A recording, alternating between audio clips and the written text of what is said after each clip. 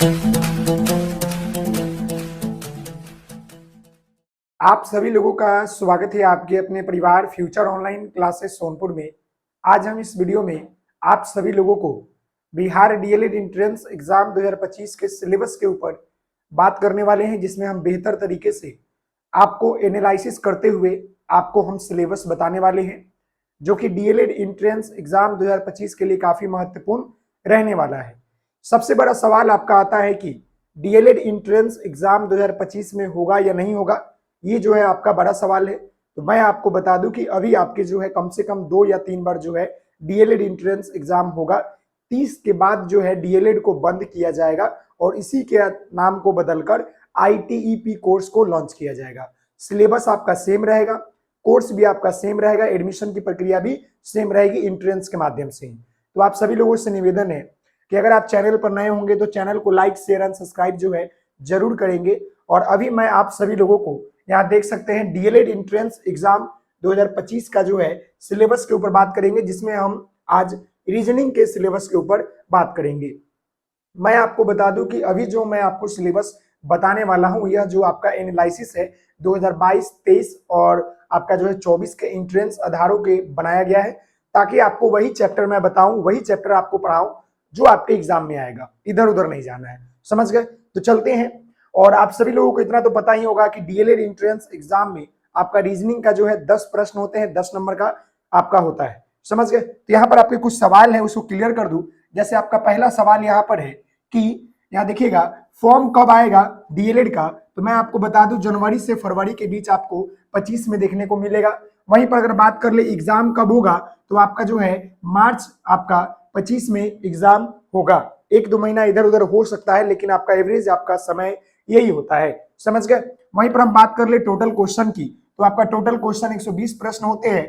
और वहां पर देखिएगा तो टोटल मार्क्स की बात करेंगे तो 120 मार्क्स का आपका होता है। यानी ये जो क्वेश्चन होता है आपका पर क्वेश्चन जो होता है आपका 1 मार्क्स के होते हैं। कितने मार्क्स के होते हैं? 1 मार्क्स के आपके होते हैं। वहीं पर बात कर ले सबसे बड़ी अपडेट कि इसमें आपका कोई भी निगेटिव मार्किंग नहीं होता है, कोई भी निगेटिव मार्किंग आपका नहीं होता है। समझ गए? 120 का 120 आप बना सकते हैं।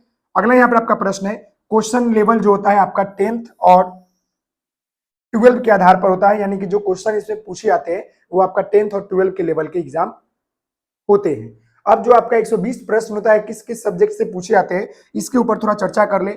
यहाँ पर देखिएगा तो हिंदी से आपका 25, रीजनिंग से 10, मैथ से 25, साइंस से 20, इंग्लिश से 20 और जीके से आपका 20 प्रश्न होते हैं। टोटल आपका 120 होता है। ऑलरेडी हमने आप सभी लोगों को हिंदी के सिलेबस बात कर लिया है और हमने जो है इंग्लिश के सिलेबस के ऊपर बात कर लिया है। और अभी हम जो है बात करने वाले हैं आपके रीजनिंग के सिलेबस के ऊपर। किसके ऊपर? रीजनिंग के सिलेबस के ऊपर बात करने वाले हैं, जहां पर आपका 10 प्रश्न होते हैं और आपका 10 मार्क्स का होता है। तो मैं आपको बता दूं कि अगर आप बेहतर तरीके से रीजनिंग को पढ़ते हैं तो रीजनिंग जो होता है आपका स्कोरिंग सब्जेक्ट होता है, जिसमें आप जो है कम से कम 9 नंबर ला सकते हैं बेहतर पढ़ाई करके। समझ गए? 10 में 10 भी ला सकते हैं। उसके लिए आपको थोड़ा तैयारी मेहनत जोर शोर से करना होगा। अभी मैं आपको बताने वाला हूं चैप्टर का नाम, और बस इतना ही चैप्टर आपको पढ़ना है एग्जाम के लिए। यहाँ पर आप देख सकते हैं, यहाँ पर टोटल आपका जो है 12 चैप्टर है और इसी 12 चैप्टर से आपको 10 प्रश्न पूछे जाएंगे। और यह चैप्टर जो लिया गया है वो आपके 2022, 2023 और 2024 के एग्जाम को एनालिसिस करके लिया गया है। आप तीनों साल का प्रश्न उठाकर देखिएगा, इस चैप्टर से प्रश्न आए ही आए हैं।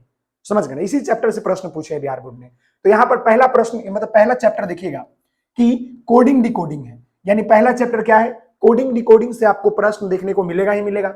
दूसरा चैप्टर आपका सीरीज है, जिसको हम लोग हिंदी में श्रृंखला बोलते हैं कि श्रृंखला ज्ञात करें। इसमें आपका इस तरह का प्रश्न बोलता है 2, 4 खाली स्थान, यहाँ पर 8 बोल देगा, इस तरह का प्रश्न पूछेगा।